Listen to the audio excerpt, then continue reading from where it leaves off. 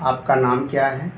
राजकुमारी यादव। राजकुमारी जी, जी आप इस समय नगर पंचायत चुनाव के परिदृश्य में दिख रही हैं। जी इसमें आप अपने आप के लिए कैसे प्रस्तुत कर रही हैं जनता के सामने, और जनता आपको दोबारा क्यों लाइक करें? आपने जनता के लिए क्या कार्य किए हैं? मैं जनता के लिए जो मैंने किया है वो मेरी जनता के हित के लिए किया है। मेरा कोई लक्ष्य नहीं है कि भी एक ही लक्ष्य है मेरा, मैं जनता की सेवा करना चाहती हूँ। लगातार मैं सेवा करती आई हूँ और मैंने एक ही संकल्प लिया है कि मैं अपनी जनता की सेवक बन के ही रहूँगी और करती रहूँगी। जनता की सेवा करती रहूँगी। मैं परमात्मा समझती हूँ अपनी जनता को। जनता जनार्दन, हमारे विद्वान लोगों ने कहा है कि जनता की सेवा जनार्दन। माननीय पत्रकार जी, ऐसा मैंने विद्वानों के मुंह से सुना है कि जनता की सेवा भगवान की सेवा होती है, परमात्मा की सेवा होती है।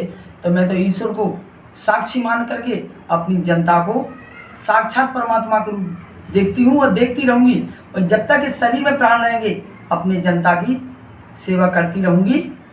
सेवा के उद्देश्य से आप वार्ड पार्षद का चुनाव लड़ रही हैं जी, जबकि हमने कुछ लोगों से सुना है जी, कि आप एक राजनीतिक पार्टी की जी, बहुत अच्छे पद पर कार्यरत हैं। जी। यदि आपको सेवा ही करना है तो राजनीति के पद पर रह करके भी सेवा कर सकती थी, जी। लेकिन वार्ड पार्षद लड़ना या प्रत्याशी होना क्या आपके लिए आवश्यक है?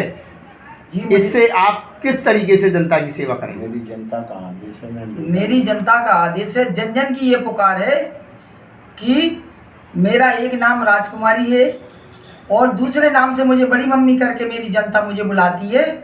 ऐसे जनता के भाव हैं। जन जन के हृदय में मेरे लिए जगह है। मुझे जन जन, मेरी हृदय में जन जन के लिए मान लो ऐसा विश्वास है कि मेरी जनता मेरी है और मैं जनता के हृदय में विराजमान हूँ। उन्होंने चुनाव लड़ने की है जनता ने आदेश जनता ने आदेश दिया है। क्योंकि आप अगर चुनाव नहीं लड़ेंगे तो हमारी सेवा कौन करेगा? हम किसके दरवाजे पे जाएंगे? किसकी कुंडी खटखटाएंगे?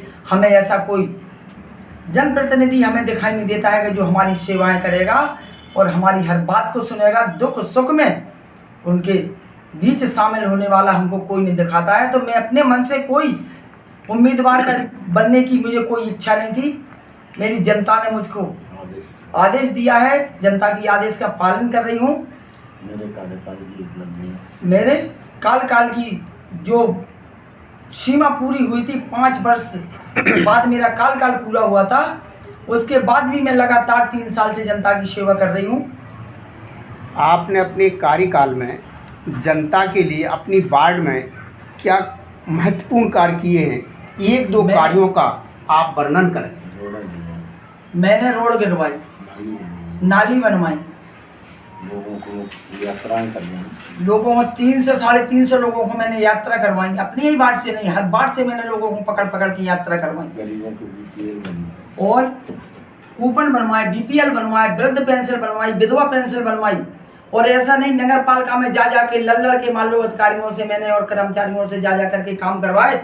ये तो मेरी जनता के बीच की बात है। आप जाइए जनता में जान के ये पता करिए कि राजकुमारी यादव ने क्या क्या काम करवाए हैं और करवाए हैं और करवाती रहूँगी। जो मेरे जनता जो रह गई है, मेरी जो भाई बहनें मेरी रह गई हैं कुछ मान लो, उनको अभी मैं अपने हृदय में रखा हूँ कि मैं इनकी सेवाएं जो इनकी इच्छा है मैं पूर्ण करूँगी। अब ये शेष जो रह गए हैं, एक प्रश्न जन्म लेता है यहाँ से कि आपने जनता की तमाम माने उनके सुख दुख में आप शामिल हुई, उनके लिए कार्य किए जी, और इस कार्य से आपकी पार्टी के लोग भी आपको परिचित हैं जी। लेकिन ये क्या कारण है कि आपको टिकट नहीं दिया, सिंबल नहीं दिया? इसमें आप अपने आप को कैसे महसूस करती हैं? मेरी अनदेखी की गई, मेरी अनदेखी की गई और नहीं चाहते। वरिष्ठ लोगों को ऐसा लगता है कहीं ऐसा ना हो महिला ऊपर चली जाए, बढ़ जाए। महिलाओं की अनदेखी करी जाती है। एक जगह नहीं, 1000 जगह जब प्रोग्राम होते हैं तो बहनों को, जब हमारे शिवराज भैया ने आधा आरक्षण दिया है मान लो आरक्षण तो बहनों को दिया है, तो यहाँ का मंडल क्या करता है, बहनों को कोई मान लो उसमें भूमिका नहीं दी जाती है। जब मंच पे कोई बड़े वरिष्ठ नेता आते हैं तो बहनों को पीछे रखा जाता है, कभी मंच पे जगह नहीं दी जाती है, कभी मान लो उनका निरादर करते हैं, कभी कहते हैं मंच से भगा देते हैं।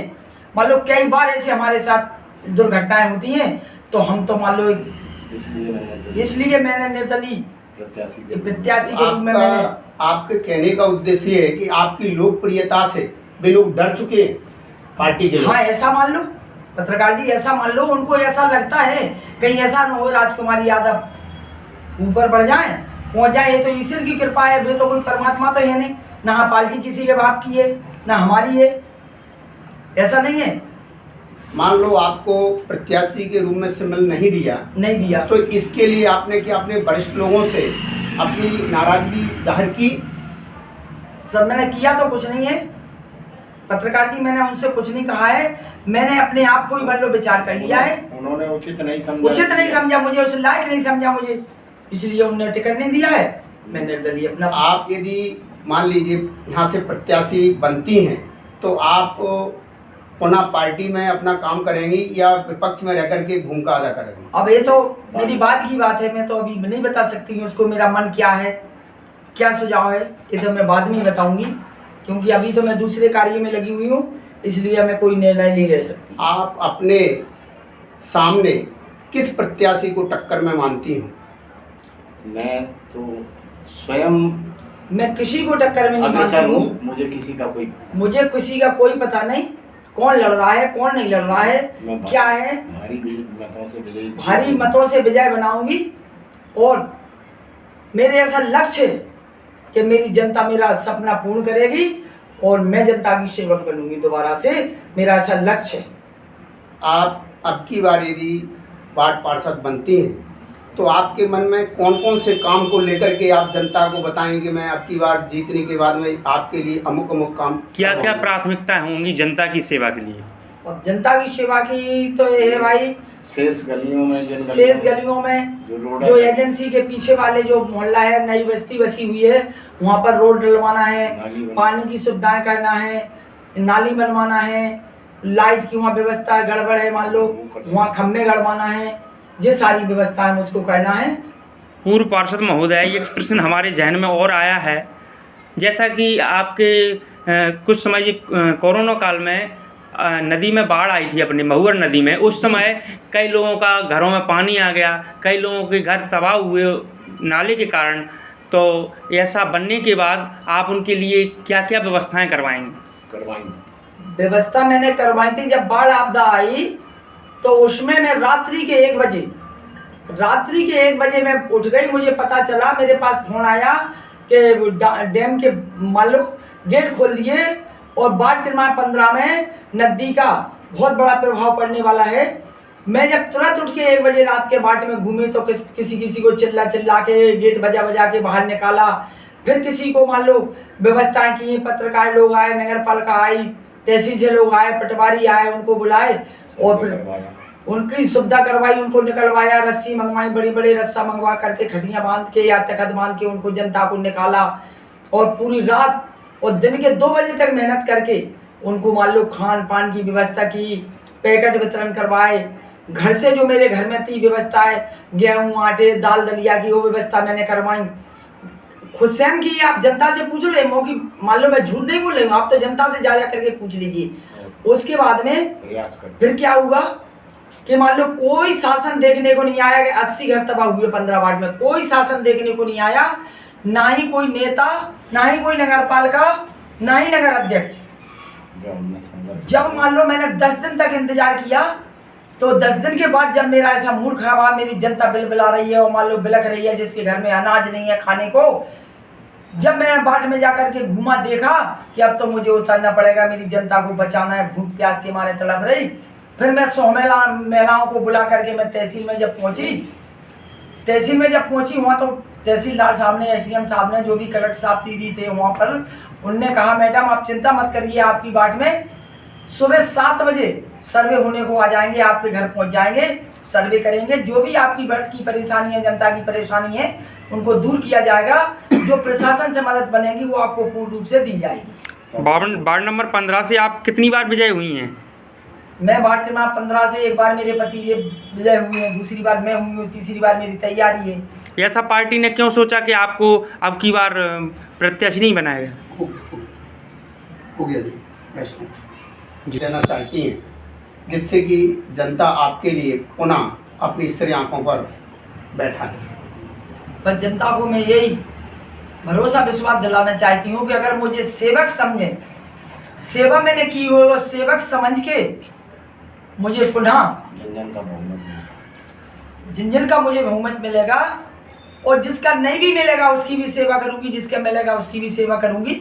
मैंने एक संकल्प लिया है और करती रहूंगी। जनता के आदेश से ही जनता के आदेश से ही मैंने चुनाव घर घर जाकर के, जिस दिन मैंने फॉर्म डाला, घर घर जाकर के 60 घर में जाकर के मैंने पूछा जनता से कि आपका आदेश अगर मुझे मिले तो ही मैं फार्म डालूंगी, नहीं मैं फार्म नहीं डालूंगी। जनता के आदेश से ही मैं चुनाव जनता के आदेश से ही मान लो मैं फार्म डालने गई, जनता ने मुझसे कहा कि अगर आप फार्म नहीं डालोगी तो हम कहाँ रहेंगे, हमारी सेवा कौन करेगा। ऐसे जनता के विचार सुन करके मेरे मन में ऐसा भाव आओ कि नहीं, अपन को पुनः चुनाव लड़ना है। विपक्ष के लोगों का कहना है जी कि आपकी जाति के या आपके परिवार के ही लोग खड़े हुए हैं तो वोटों को क्या डिवाइडेशन नहीं होगा?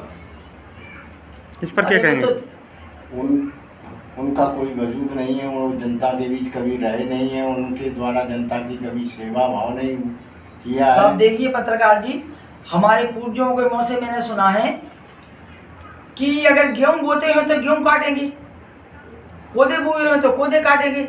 जो जिसने जनता के साथ व्यवहार किया है वो जनता वापसी में पुनः लौटाएगी। बहुत बहुत धन्यवाद।